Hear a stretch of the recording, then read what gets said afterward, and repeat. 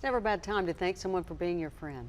Or according to one woman who just wrote many, many thank you notes, you could thank someone for basically anything. Here's ABC's Danny New.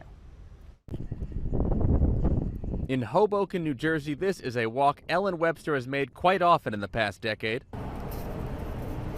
as she worked to achieve her goal of sending 10,000 handwritten thank you notes, if you do the math. So you've been writing 3 a day, every day for more than 10 years? More or less. She was initially inspired by a John Kralik book called A Simple Act of Gratitude. And of course, Ellen had to get really creative to think up 10,000 people. And I started having so much fun kind of observing where my attention was drawn and to what people and to what activities could I write and thank somebody for. Ellen wrote to doctors, nurses, coffee shop baristas, post office employees, her favorite authors, as well as bookstore and theater owners all around the country. Some people even comment on the stamps. At one point, she even hand-delivered a thank you note to an employee at the grocery store who offered to carry her groceries to her car. What did he say when he got the thank you note? He hugged me. I just made 700 of them. Also, she stuffs each letter with an origami heart. Lots of precision.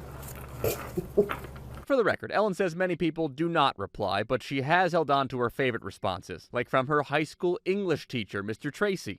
Take care. Lionel. He never called himself Lionel.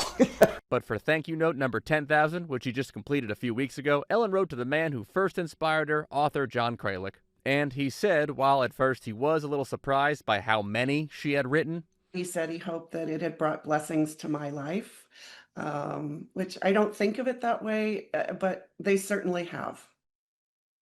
Ellen also recently wrote a letter to the CEO of Southwest Airlines to tell him about an extremely kind employee she met at the LaGuardia baggage carousel here in New York. Specifically, she asked the CEO to take him to lunch.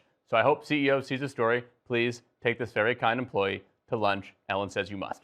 In New York, for ABC News, I'm Danny New.